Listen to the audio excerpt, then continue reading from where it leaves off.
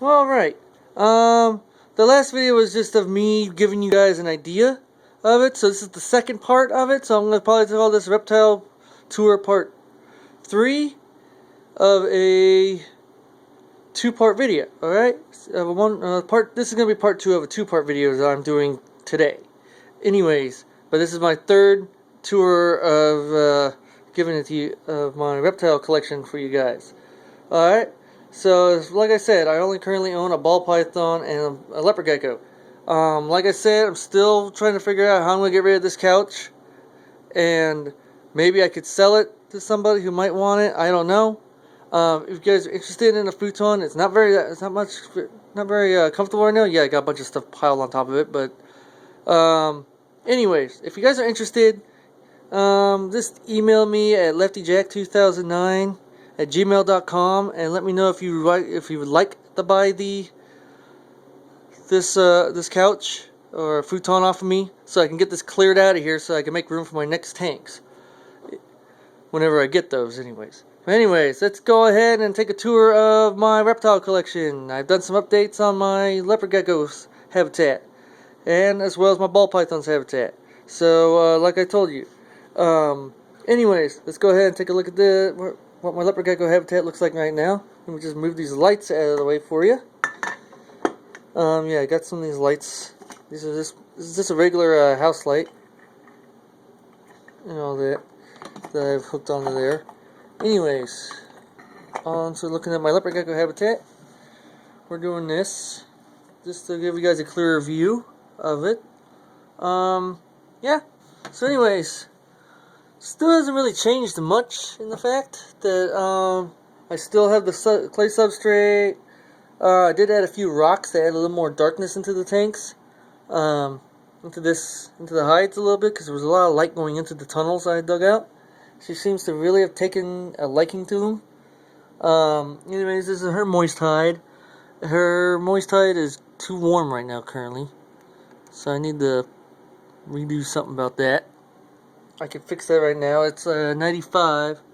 It was at a 95.5 degrees in her moist hide and her warm hide, and I'm not supposed to have that. It's supposed to be at least only 92 in her hide at all times, and it got too warm in her hide.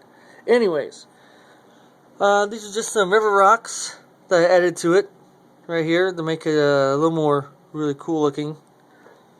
We're a little more natural. Yes, I know you guys are yelling at me about the sand. The sand. Don't use the sand. Yada, yada, yada. Please don't use sand. I know you guys are telling me don't use the sand. Don't use sand.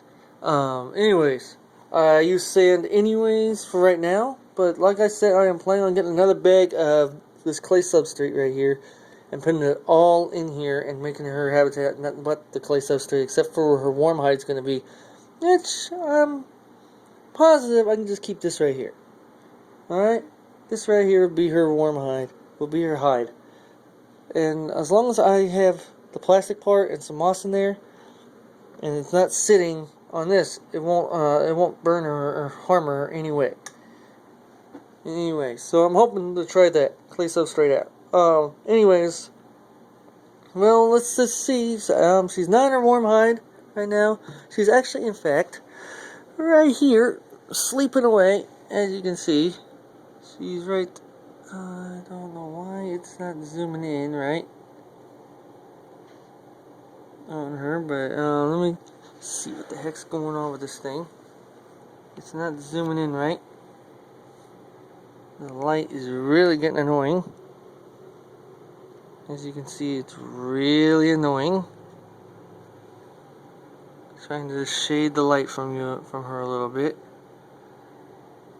Okay, let's see if we can focus on it. Maybe it'll focus, and maybe not. I may have to zoom in on her on my own.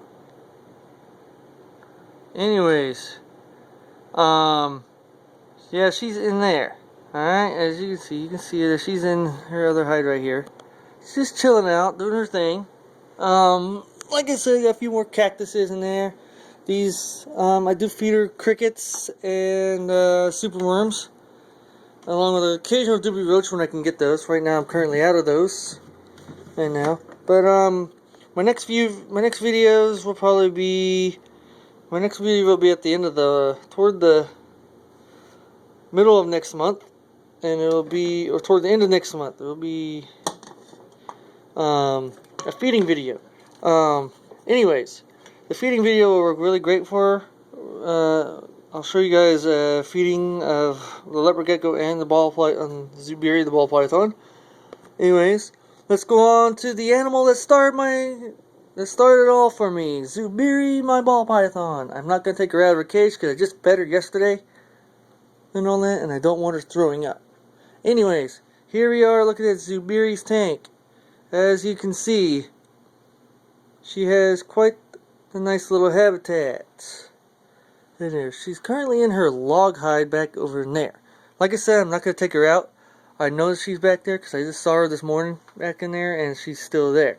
Anyways, this is her habitat that I use for her.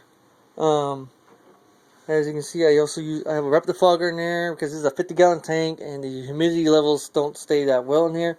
It's a constant 83.1 degrees in there, and sometimes it goes up in there. It's a really wonderful thing to have. I've found out that these Exoterra digital ones are actually more accurate than the analog ones, like I used to have. I used to have an analog one. Now here it is. I used to use the ZoomEd's analog one. This was the one I constantly used all the time. But as you can see, the problem with an analog one, no matter what you do, the temperature, it keeps telling you that the temperature is that. It's probably not in there. Not at all. It's 83 degrees in there and not 80 degrees.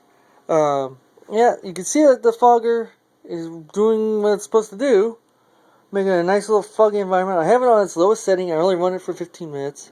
Other than that, though, that's about it. I know I only run it for every 1 or 2, 4 hours for 15 minutes at a time. It's great. It's a good thing to do to help keep the humidity levels where you need them to be in there because it's a nice little tropical environment. I didn't like how the light I currently had was making too much. It was making it too bright in there. So I added a little bit of tinfoil and I cut some holes in the tinfoil to give it more of a forested look in there so that when she's not upset about everything in there. Right now, I'm currently having to see what in the world's going on with this. I'll find out sooner or later what's going on. But, yeah. So, that's pretty much as far as my Zubiri's tank is concerned. So, yeah. My reptile collection. Like I said, my next collection is going to be a ball python. It's probably going to be another rainbow boa. I'll get a rainbow boa. My next one is probably going to be a rainbow boa or bearded dragons, chameleons. I don't know yet. I pretty much go off of what I can afford at the time. All right. So, anyways, but I won't be getting anything new until I'm absolutely positive that I can afford it. Anyways. That's pretty much it as far as my reptile collection is concerned. And I really hope you guys enjoyed my tour. Please leave a comment in the comment section below. And I will see you guys next time. Maybe with a few new additions. Alright, peace.